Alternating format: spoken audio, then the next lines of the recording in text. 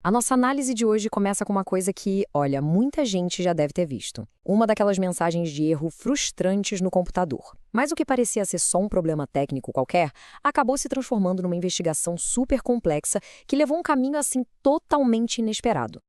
Então, para a gente entender essa história toda, nosso caminho vai ser o seguinte: a gente começa a contar o glitch misterioso, depois vamos seguir a trilha digital que ele deixou, desmascarar as chamadas que surgiram no meio do caminho, descobrir uma conexão surpreendente com o meio ambiente e, por fim, chegar a uma conclusão bem prática. E tudo começa, como eu disse, com uma mensagem de erro bem enigmática, daquelas que aparecem do nada enquanto se navega na internet. Um verdadeiro beco sem saída digital. É esse o nome da fera, Result Code Hunk. E o que ele faz? Bem, ele simplesmente faz com que navegadores como o Chrome, o Edge, congelem. Eles travam e fecham sem nenhum motivo aparente, deixando qualquer um ali olhando para a tela sem a menor ideia do que fazer. E aí começa aquela saga, né? A primeira reação é tentar o de sempre: limpar o cache, desativar as extensões, mudar as configurações de DNS. Na hora do desespero, a gente até redefine o navegador. Mas como vários relatos em fóruns da internet já mostraram, na maioria das vezes, nada disso funciona. A gente volta sempre para a estaca zero. E é aí que a coisa muda. Quando as soluções mais óbvias não resolvem, só resta um caminho: seguir o rastro de dados que o próprio erro deixou para trás. É aqui que a verdadeira investigação começa de fato.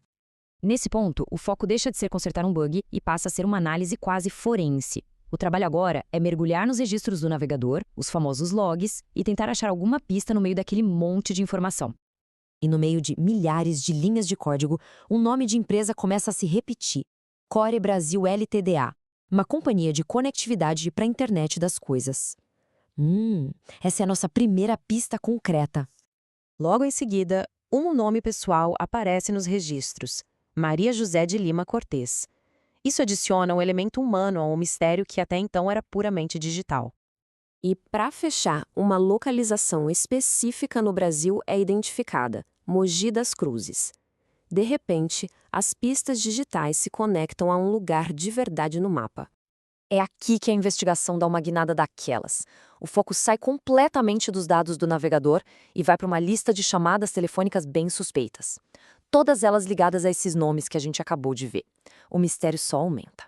A partir daqui, a investigação começa a revelar uma técnica de golpe bem sofisticada, que vai muito além de um simples erro de software.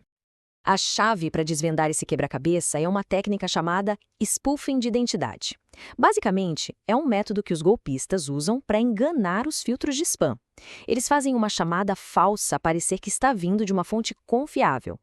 É uma tática muito inteligente, na verdade. Eles se escondem atrás de um número de telefone limpo, de alguém com boa reputação, e usam a credibilidade dessa pessoa para enganar as vítimas e, claro, driblar os filtros de spam.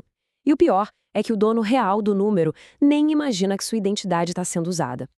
E bem quando parece que o caso é todo sobre segurança digital, sobre golpes, os dados revelam uma outra conexão.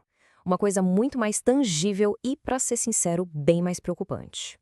Presta atenção nessa frase, que foi encontrada nas anotações do investigador. É uma citação da lei brasileira. A menção de negligência ecológica, ligada a um crime ambiental culposo, abre um capítulo completamente novo nessa história. Pois é, acontece que Mogi das Cruzes, a cidade que surgiu lá nos registros do navegador, tem um histórico documentado de sérios problemas ambientais. Isso conecta aquela pista digital a um problema físico, real, que afeta uma comunidade inteira. É nesse ponto que o mundo digital e o mundo físico se chocam. Registros de dados e números de telefone falsos agora estão, de alguma forma, conectados a um dano ambiental de verdade. Depois de conectar todos esses pontos, o erro no navegador, os golpes, a negligência ambiental, a investigação finalmente caminha para uma conclusão prática e decisiva. Aquela lista enorme e confusa de números de telefone foi toda organizada. Ela virou um guia de ação bem claro. Se a chamada parece ser pessoal, retorna. Se for de um perfil profissional específico, ignora. E se tiver cara de risco ou spam, é para bloquear na hora. A confusão de dados virou uma estratégia simples. E toda essa investigação, desde aquele primeiro código de erro até a recomendação final, foi consolidada num único documento assinado. É quase um testamento de como uma falha digital pequena pode levar a uma descoberta de impacto gigantesco. No fim das contas, essa jornada toda serve como um lembrete poderoso. Até a menor das falhas digitais pode ser o fio da meada que desvenda uma história muito, muito maior.